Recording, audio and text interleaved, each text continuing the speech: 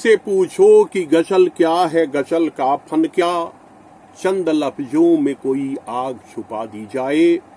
कम शब्दों में गहरी अर्थवत्ता की कलात्मक अभिव्यक्ति की काव्य विधा है गजल। अरबी में इसका अर्थ होता है प्रेमिका से बातचीत। फारसी में भी कहा गया है बाजनान गुफ्तगू करदन। तो गजल का प्रारंभिक स्वर जो है वह इश्क और हुस्न तक सीमित है। फिराक ने इसी को ध्यान में रखते हुए कभी यह कहा होगा कि तुम मुखातिब भी हो, करीब भी हो, तुमको देखें कि तुमसे बात करें। आगे चलकर कुछ विद्वानों ने यह माना कि यह गजाला से निकला हुआ शब्द है। गजाला हिरन शावक को कहते हैं। उसकी विशेषता यह है कि वह कुलांचे बहुत भरता है। इसीलिए एक शायर ने कहा है कि मुझसे भागा न करो दूर गजालों की तरह, हमने चाहा है तुम्हें चाहने वालों की तरह। तो वही गजाला जब शिकारियों से घिर जाता है, जब उसके बचने की उम्मीद कम होती है, तो वह जो करुण क्रंदन करता है उसकी वेदना करुणा में रूपांतरित हो जाती है और वह करुणा गजल को जन्म देती है। तो गजल में प्रेम और सौंदर्य के बाद करुणा का समावेश होता है। फारसी में यह विधा काफी लोकप्रिय हुई। 12वीं 13वीं शताब्दी में इसे अपार लोकप्रियता प्राप्त हुई। शेख सादी ने इसे व्यापक संदर्भ दिए। उसी समय इस देश में अमीर खुसरो ने, जो स्वयं फारसी के श्रेष्ठ कवि थे और जिन्हें खड़ी बोली का आरंभिक कवि माना जाता है, जिसे वे स्वयं हिंदवी कहते थे, उन्होंने इसमें कई प्रयोग किए। उन्होंने कुछ ऐसे शेर लिखे हैं जिसका पहला मिसरा फारसी का है और दूसरा मिसरा जो है वह हिंदी का है। शबाने हिजरा दराज चू जुल्फ बरोज बसलत यू चू उम्र कोता, सखी पिया को जो मैं न देखूं तो कैसे काटूं अंधेरी रतिया। फारसी से उर्दू में इस विधा को लाने का श्रेय वली दकनी को दिया जाता है। वली दकनी 16वीं शताब्दी के बाद 17वीं शताब्दी के शायर हैं। उन्होंने कहा, शगल बेहतर है इश्क बाजी का, क्या हकीकी क्या वो मजाजी का। इश्क जो है उसकी महत्ता को इन्होंने रेखांकित किया। फिर जब मीर तकी मीर आए 18वीं शताब्दी में, तो उन्होंने गजल को व्यापकता दी। उन्होंने बासोक्त का भी उन्नयन किया और याद फरियाद, रूठना मनाना, सौंदर्य, प्रेम सबकी अभिव्यक्ति उनकी गजलों में मिलती है। इसीलिए गालिब ने कभी कहा कि रेखता के तुम्ही उस्ताद नहीं हो गालिब, कहते हैं पिछले जमाने में कोई मीर भी था। मीर के युग में अनेक शायर आए जिन्होंने इस विधा को आगे बढ़ाया। उसमें सोज आए, दर्द आए, असर आए, तांबा आए, मुसहफी, इंशा जैसे अनेक शायरों का आगमन हुआ। नजीर अकबराबादी आए जिन्होंने गंगा जमनी संस्कृति को स्वर दिया अपनी गजलों के माध्यम से। इसी समय मोहम्मद रफी सौदा, जिन्हें कसीदा का बादशाह कहा जाता था, उन्होंने भी गजलें लिखी। 19वीं शताब्दी में यह विधा और विकसित और लोकप्रिय हुई और इसे लोकप्रियता के शिखर पर पहुंचाने का श्रेय मिर्जा गालिब को है। गालिब के यहां हर रंग के शेर मिलते हैं, हर स्थिति के शेर मिलते हैं। उनके कहने का ढंग निराला है। उनकी अभिव्यक्ति की दक्षता को सबने माना है। इसीलिए कहा गया है कि हैं और भी दुनिया में सुखनवर बहुत अच्छे, कहते हैं कि गालिब का है अंदाजे बयां। और गालिब ने कितनी सफाई से कहा कि मैंने माना कि तगाफुल न करोगे, लेकिन खाक हो जाएंगे हम तुमको खबर होने तक। तो जो भंगिमा है, कथन भंगिमा है, वह गालिब की शायरी को एक ऊंचाई देती है। उसी समय अनेक शायर हुए जिन्होंने उर्दू की इस गजल को आगे बढ़ाने का काम किया। इसी समय बहादुर शाह जफर ने कई गजलें लिखी, अन्य शायर भी आए और 19वीं शताब्दी के अंत में जब गजल के समानांतर नज्म को प्रतिष्ठित करने के लिए एक आंदोलन चला, मौलाना हुसैन आजाद ने चलाया, स्वयं हाल ही इसमें शामिल हुए। उस समय दाग देहलवी ने इस विधा को लोकप्रिय बनाए रखा। उनके कहने का ढंग भी निराला था।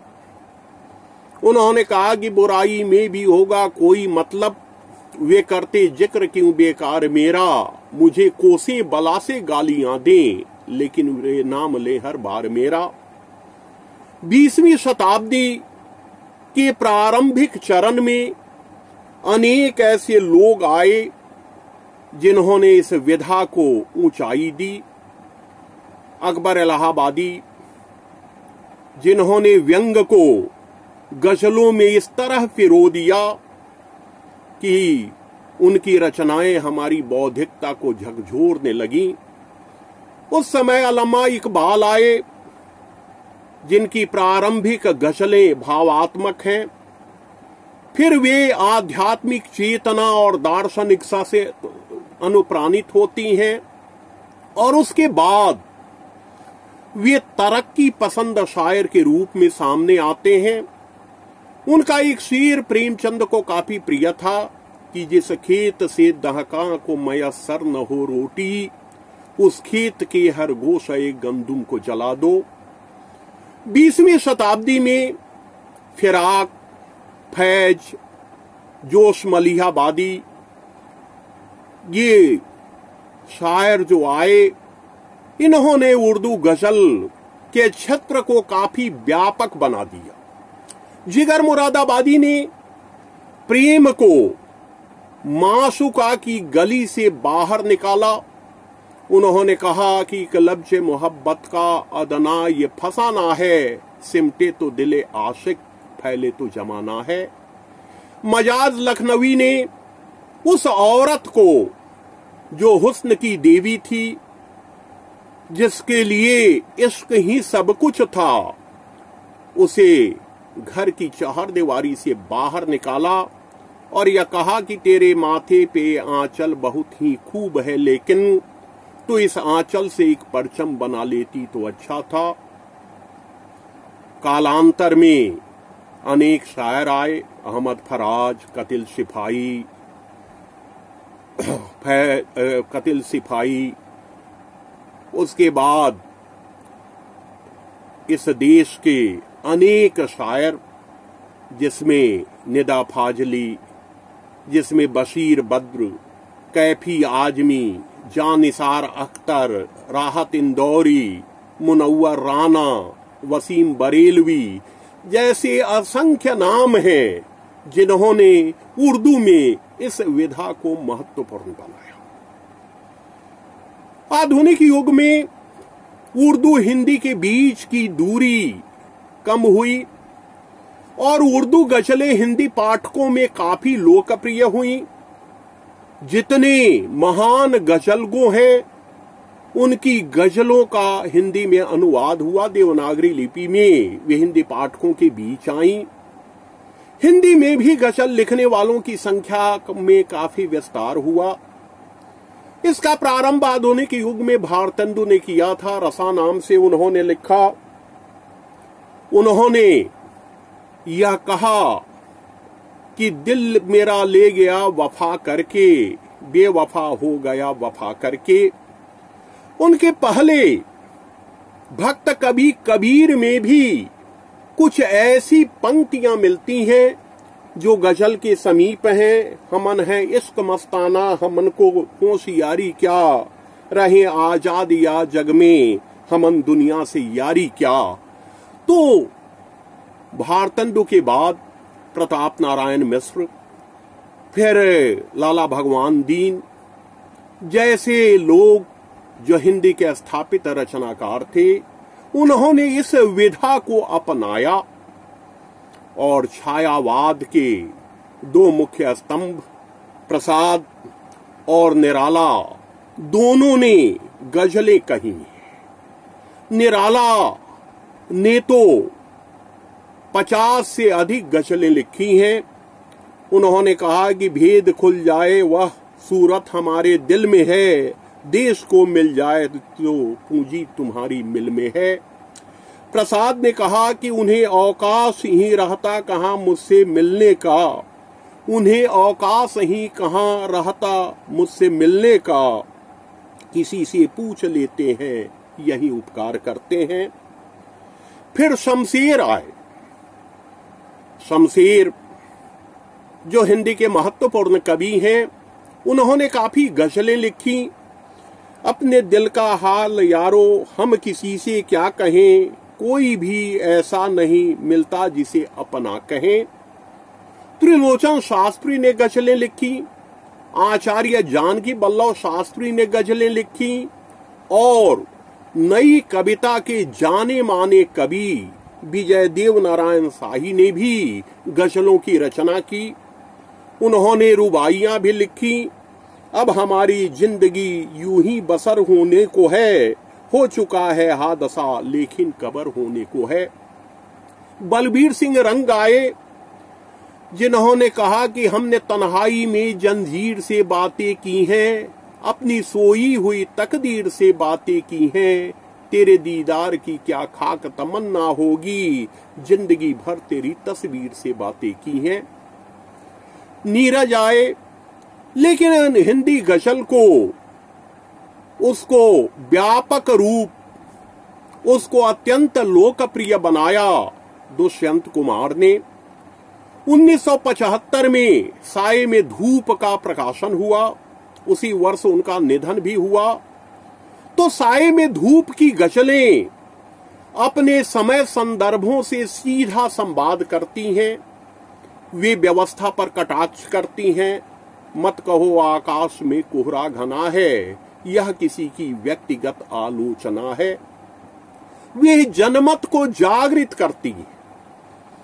सिर्फ हंगामा खड़ा करना मेरा मकसद नहीं, मेरी कोशिश है कि ये सूरत बदलनी चाहिए। मेरे सीने में नहीं तो तेरे सीने में सही, हो कहीं भी आग लेकिन आग जलनी चाहिए।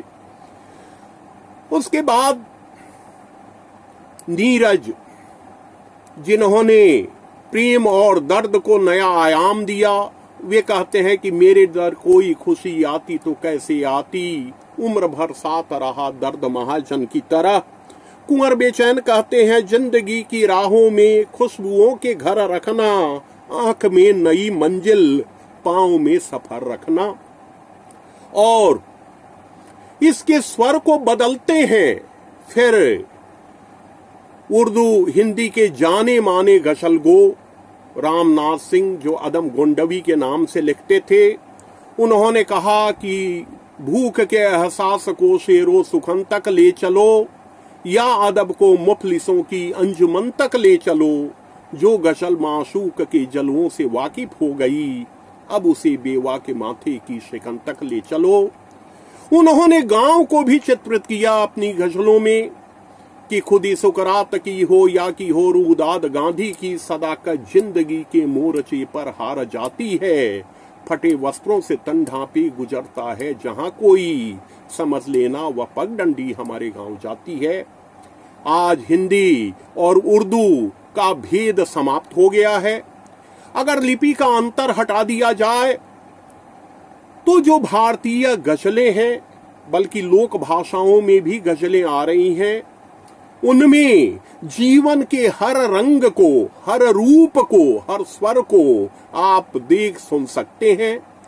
गजल के बारे में सच ही कहा गया है, गजल ही ऐसा जरिया है गुफ्तगू का कि कह दिया सभी कुछ और कुछ कहा भी नहीं।